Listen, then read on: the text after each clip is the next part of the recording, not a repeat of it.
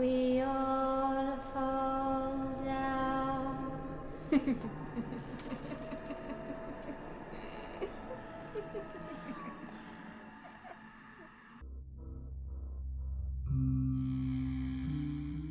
On me demande souvent quel est mon dessin animé préféré. Enfin, je veux dire, la série sur laquelle j'ai le plus aimé travailler.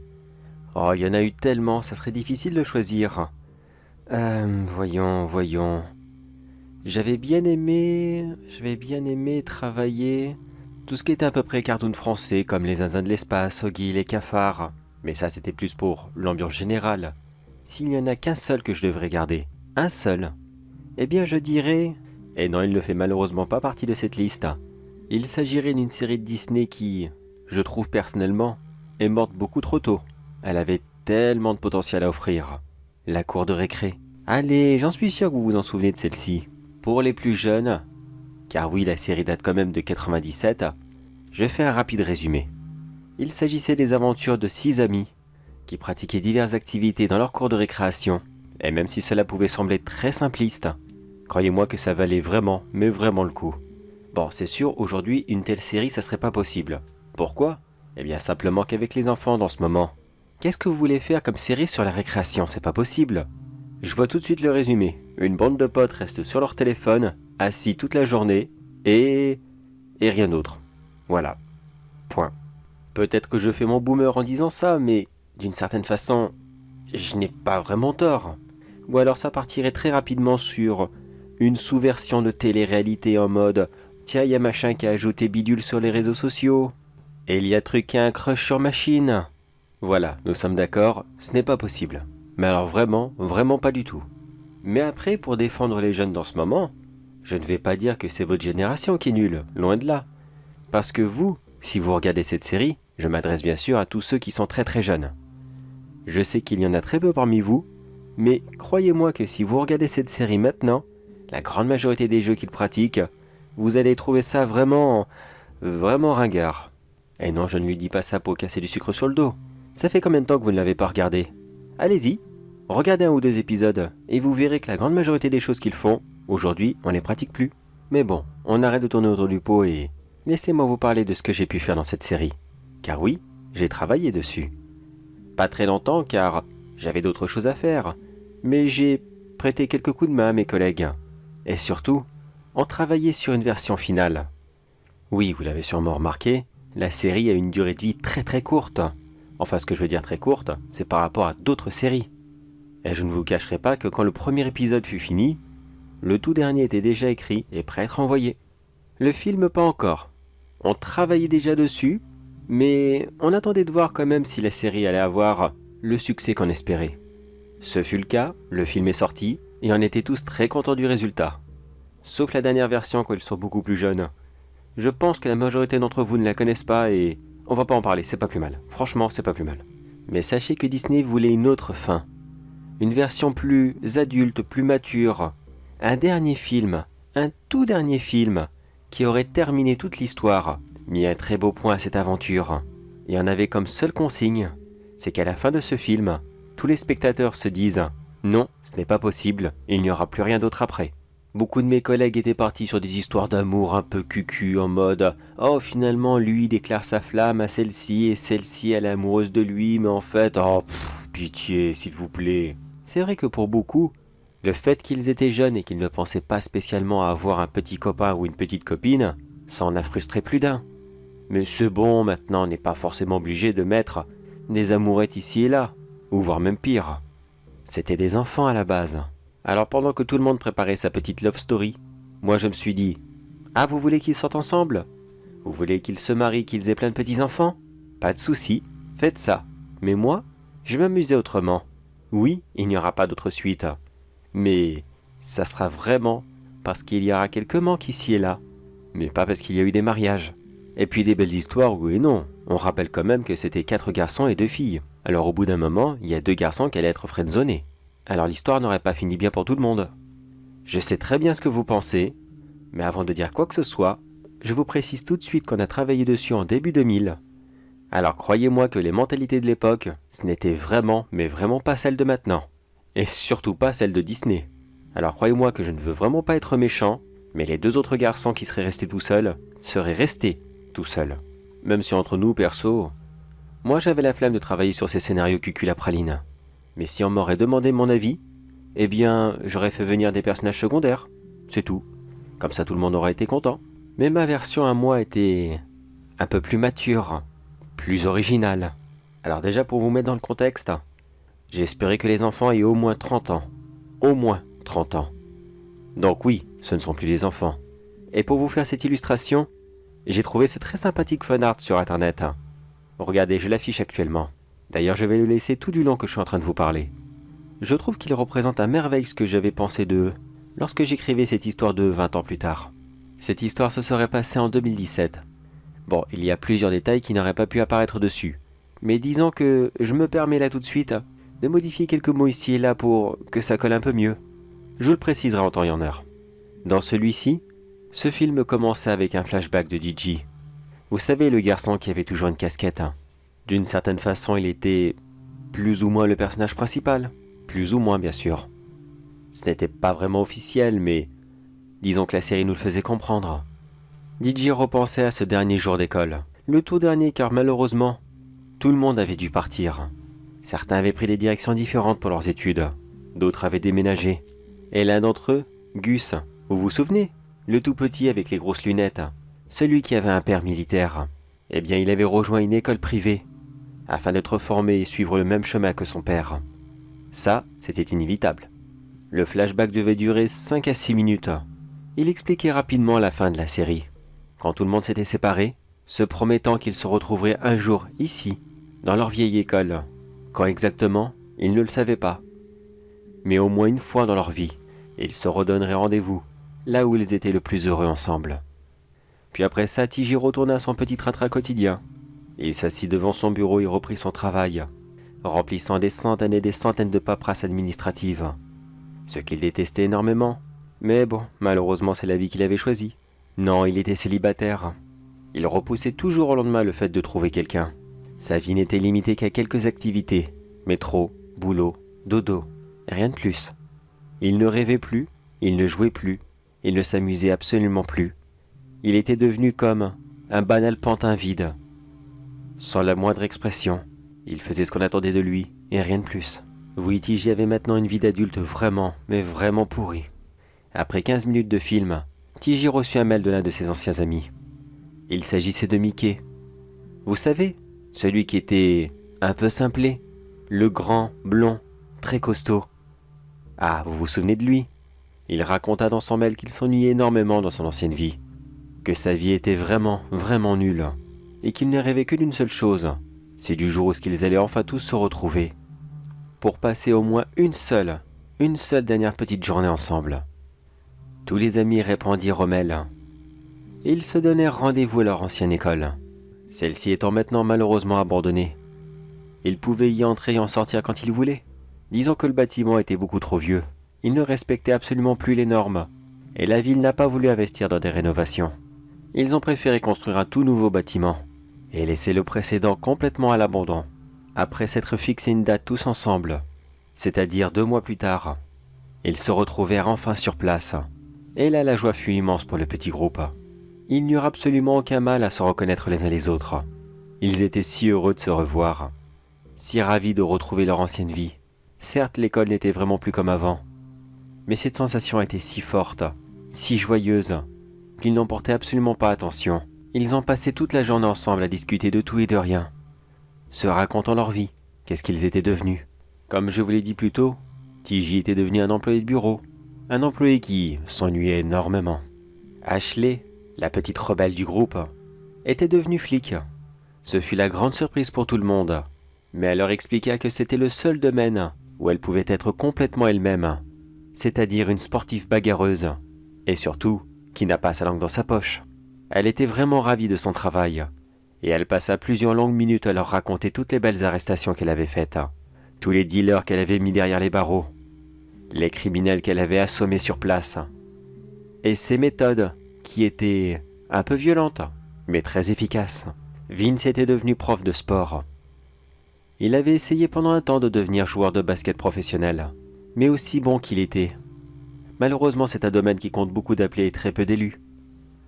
Alors après avoir essayé pendant plusieurs années, il a préféré prendre une solution beaucoup plus facile et surtout beaucoup plus sûre, niveau du salaire et de tous ses avantages. Celui qui avait surpris tout le monde par contre, c'était Mickey, celui qui les avait invités. Lui, il était devenu bûcheron. Mais attention, pas le bûcheron qui se lève tous les matins, va au travail, fait son taf et rentre chez lui. Non, le vrai homme des bois. Il vivait tranquillement dans son petit chalet, ne demandait jamais rien à personne, et pratiquait une vie très simple mais très joyeuse. Il leur expliqua rapidement qu'il n'aimait pas le principe de la technologie. Tous ces nouveaux gadgets, il ne comprenait pas. Les smartphones, les tablettes, les ordinateurs, tout ça il n'aimait vraiment mais vraiment pas. Mais voyant que le monde ne cessait d'évoluer dans cette direction, il a préféré s'isoler et vivre une vie simple, loin de tous les emmerdements électroniques. Sans la moindre surprise, Gretchen, la petite intello de la bande, leur avoua qu'elle était devenue docteur et qu'elle travaillait dans un hôpital privé qui payait extrêmement bien. Ils étaient très heureux pour elle, mais ils ne la voyaient pas dans autre chose, c'était impossible. Et sans surprise, Gus avait rejoint l'armée, comme son père avant lui, et il était promu à une très belle et très grande carrière. Il venait de passer sergent il y a très peu de temps, et envisageait déjà de devenir lieutenant. Pris dans leur euphorie, la petite bande décida de rentrer dans le bâtiment car il commençait à pleuvoir, et continuer leur conversation dehors n'était vraiment mais vraiment pas agréable. Ils ont donc passé le reste de la journée comme cela à parler de tout et de rien. Mais l'heure ne cessait de tourner et il fallait bien qu'ils rentrent au bout d'un moment. Chacun d'entre eux avait prévu des chambres d'hôtel différentes car ils vivaient maintenant beaucoup trop loin de cet endroit. Mais au moment de repartir, la porte principale était complètement bloquée. Comment et pourquoi, ça, ils ne le savaient absolument pas. Plusieurs d'entre eux essayaient de tirer dessus mais sans rien y faire. La porte était scellée et elle ne bougerait plus. Ils savaient qu'il y en avait quelques-unes ici et là mais depuis le temps, elles seraient certainement fermées à clé elles aussi. Alors ils partèrent tous dans une direction différente. Et c'est au bout d'une heure qu'ils se retrouvèrent tous dans la cafétéria. Malheureusement, aucun d'entre eux n'avait de bonnes nouvelles. Toutes les portes étaient bloquées, et il était impossible pour eux d'appeler à l'aide. Le réseau dans l'école était très mauvais. C'était d'ailleurs une des autres raisons de pourquoi l'établissement avait fermé. Le réseau téléphonique était une véritable catastrophe. Alors ils essayèrent de trouver une autre solution. Tiji demanda à Gretchen qu'est-ce qu'elle en pensait, mais celle-ci n'était pas revenue. Inquiète pour leur amie, ils décidèrent de faire le tour du bâtiment afin de la retrouver. Et c'est au bout de 30 minutes qu'ils réussirent à retrouver ce qu'il restait d'elle. Visiblement, quelqu'un l'avait attaquée et l'avait réduit en charpie. Ils réussirent à la reconnaître uniquement avec ses vêtements, et aussi sa couleur de cheveux très spécifique. Sinon, tout le reste de son corps n'était devenu qu'un amassis de chair difforme. Certains hurlèrent et d'autres pleurèrent la mort de leur ami, se demandant mais qu'est-ce qui avait pu lui arriver? Qui avait fait ça? Et surtout, pourquoi? Pourquoi est-ce que quelqu'un s'en était pris à elle, et avec autant de violence? Ils n'avaient pas la réponse, mais ils étaient sûrs de quelque chose. Ils n'étaient pas seuls dans ce bâtiment. Il fallait à tout prix qu'ils se protègent. Ils retournèrent donc dans la cafétéria, et ils bricolèrent quelques armes de fortune avec des pieds de chaise et quelques ustensiles de cuisine qui avaient été laissés sur place. Ashley, ne voulant pas laisser ce crime impuni, décida qu'il fallait le trouver, et surtout qu'il fallait lui faire la peau. Car s'il avait été capable de faire cela une fois, il serait très certainement capable de le refaire.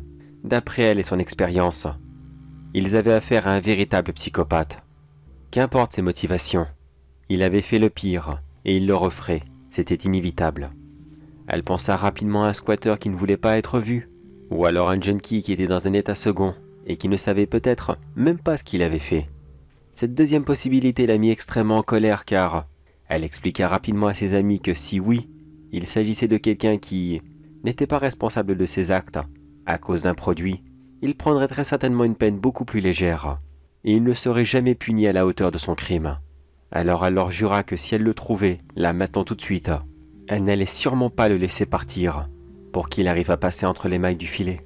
Mais elle ne cessa de répéter, la meilleure des défenses, c'est l'attaque. Il espère peut-être les choper les uns après les autres, pendant qu'ils s'éloignent pour aller uriner ou autre chose. Alors ils s'organisèrent en deux groupes, afin de couvrir 2 fois plus rapidement du terrain. Et maintenant qu'ils savaient qu'il y avait quelqu'un ici, l'effet de surprise était complètement raté, et de plus, ils étaient prêts à se défendre.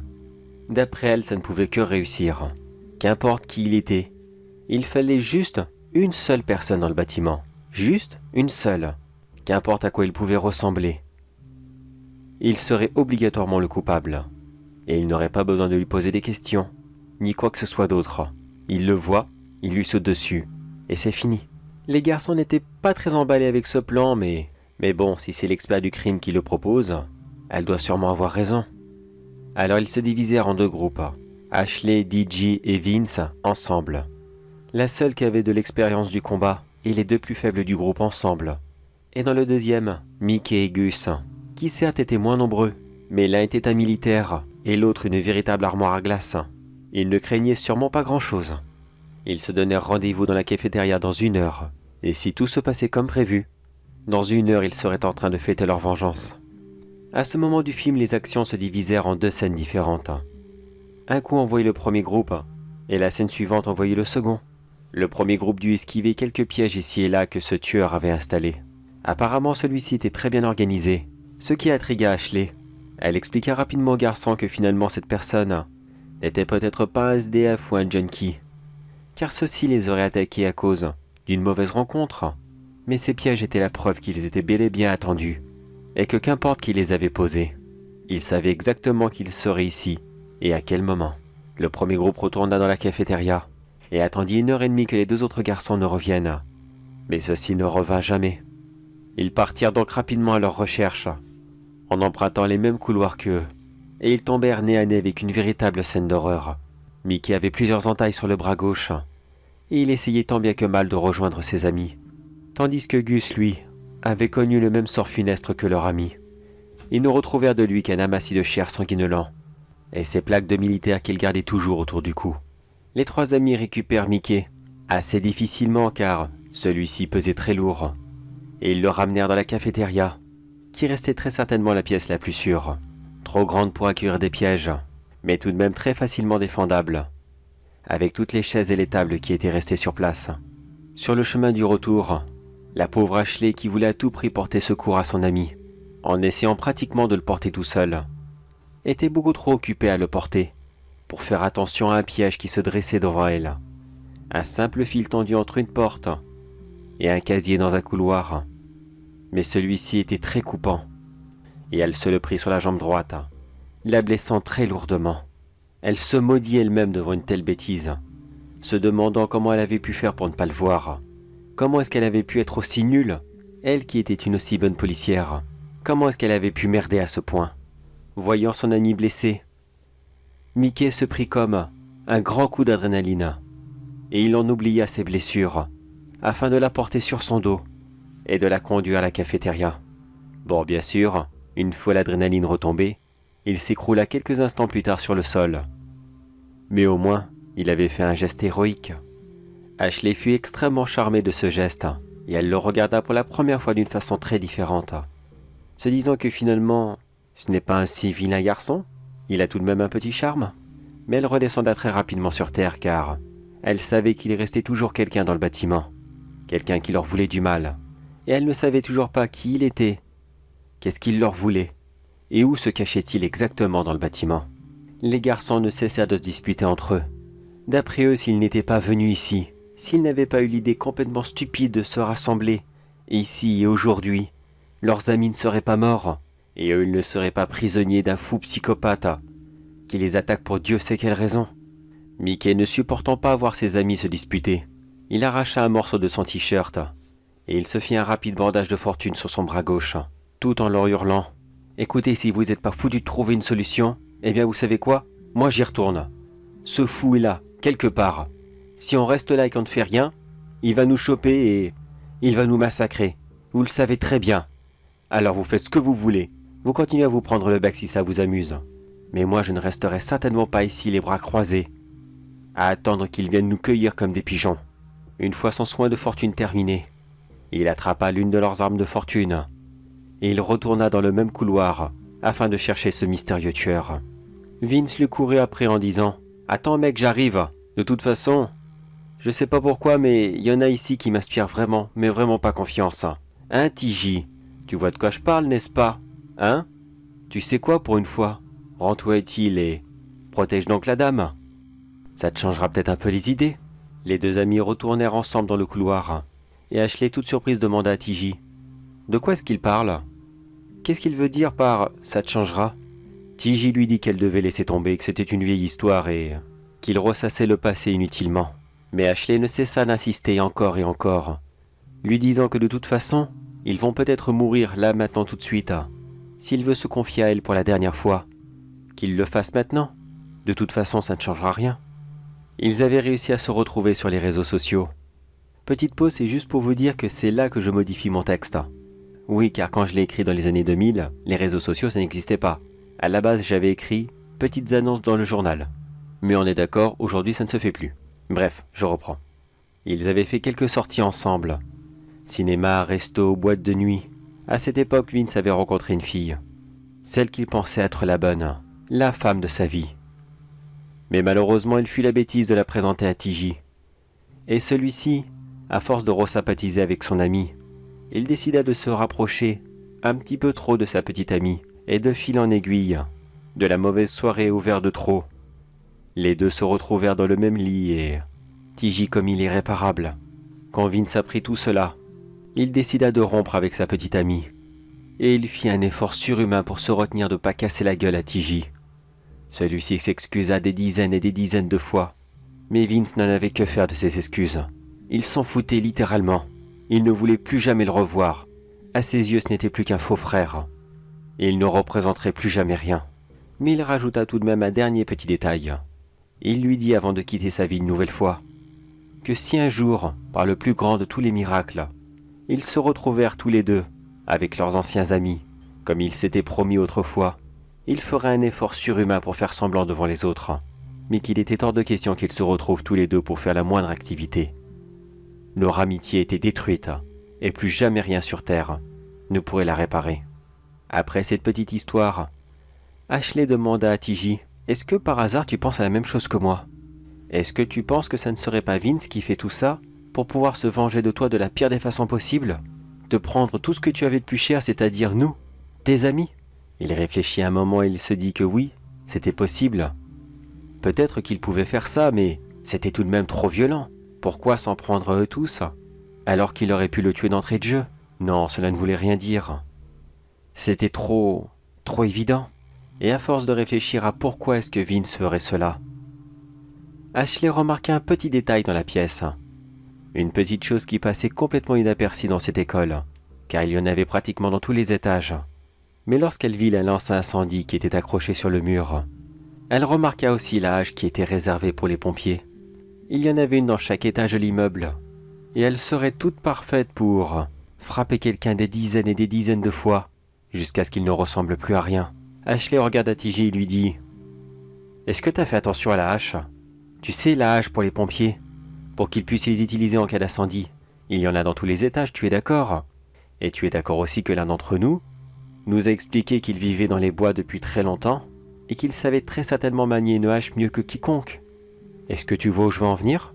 Il fit très rapidement le lien, mais il fut choqué. Il lui répondit: « Oui, je vois ce que tu veux dire. Mais Mikey, faire ça? Mais pourquoi ?» Et c'est là qu'ils entendirent la voix de Mikey sortir de derrière la porte, jetant le corps de Vince dans la pièce en criant: « Je vais vous le dire pourquoi. Quand nous sommes partis chacun de notre côté, vous n'avez jamais, mais au grand jamais, cherché à entrer en contact avec moi. Vous étiez mes seuls amis, les seuls qui arrivaient à me comprendre, les seuls avec qui j'étais bien. J'étais heureux avec vous. Et vous m'avez jeté comme une merde, comme si je n'étais plus rien à vos yeux. Alors c'était ça votre vision de la jeunesse? Vous amusez le plus possible avec le pauvre idiot de l'école, et une fois qu'on en a marre de celui-ci, on le jette et on en cherche un autre? Eh bien je suis désolé les gars, mais ça marche pas comme ça. Nos amis l'ont compris et ils le regrettent énormément maintenant. Oh, je vous rassure, je leur ai expliqué juste avant, pour être sûr qu'ils partent la conscience tranquille. J'ai malheureusement dû me débarrasser de Gretchen en première. Pourtant je l'adorais, mais elle aurait très rapidement fait le lien, alors je ne devais prendre absolument aucun risque. Gus est parti en deuxième car, vous l'avez dit, c'est une armoire à glace. Je ne voulais absolument pas qu'il soit avec vous, au moment où vous auriez tout découvert. À ces mots, Ashley se mit dans une colère noire, et lui hurla: « Mais pourquoi, bordel? Pourquoi est-ce que tu fais tout ça? Tu pouvais pas simplement nous bloquer sur les réseaux sociaux? Tu pouvais pas simplement nous ignorer et passer à autre chose? Ce n'est pas de notre faute à nous. Si plus personne n'a voulu te parler par la suite, c'est pas nous qui t'avons fait comme ça, complètement nul et minable. La seule personne à qui tu pourrais le reprocher, c'est à ta pauvre mère qui t'a couvert pendant des années et des années. Et maintenant, tu vas faire quoi? Tu vas nous tuer, nous aussi? Pour qu'on pourrisse ici? Dans le seul endroit où t'étais bien? C'est ça? Mikey lui lança un très grand sourire, en lui répondant qu'il n'avait pas de problème avec sa mère. Enfin du moins, pas avec ce qu'il en restait. Car à ce moment précis, les quelques morceaux qui restaient d'elle étaient désormais enterrés en dessous sa maison. Pour que les enquêteurs de sa ville, malgré leurs recherches qui avaient duré des mois et des mois, eh bien ils n'avaient pas réussi à la retrouver. Elle fut portée disparue, et son dossier restera sans suite. Et eux, oui, ils mourront ici. D'ailleurs, même lui avait l'intention de mourir ici. Comme ça, ils resteront éternellement ensemble, dans le seul endroit sur Terre où il avait été extrêmement heureux. Et il sera sûr et certain d'une chose, c'est que plus jamais de toute sa vie, ses amis ne l'abandonneront. Maintenant, ils seront toujours ensemble, et ça sera bien mieux ainsi. TJ essaya de raisonner Mikey en lui rappelant tous les beaux moments qu'ils avaient passés ensemble. Toutes les fois qu'ils avaient ri, fait des bêtises et embêté leur ancienne surveillante. Tous ces moments, il ne les avait quand même pas oubliés. Il n'avait tout de même pas fait un trait sur son passé et fait comme si que rien n'avait existé. Ce n'était pas possible. Mikey l'interrompit pour lui dire que maintenant, la seule chose qui était importante, c'était le présent. Le passé était certes très agréable, mais il ne reviendra plus jamais, et ça qu'importe ce qu'il fera. Mais vu qu'ils étaient ses amis préférés, il leur laissa 2 minutes d'avance, car oui, il y avait bel et bien une sortie ici.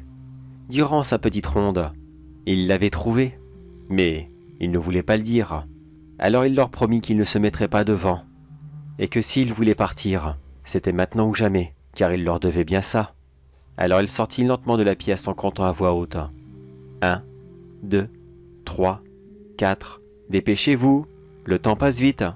5, 6, 7, allez, qu'est-ce que vous attendez? À ces mots, TJ attrapa Ashley, et il l'a mis sur ses épaules afin de courir et essayer de trouver cette sortie.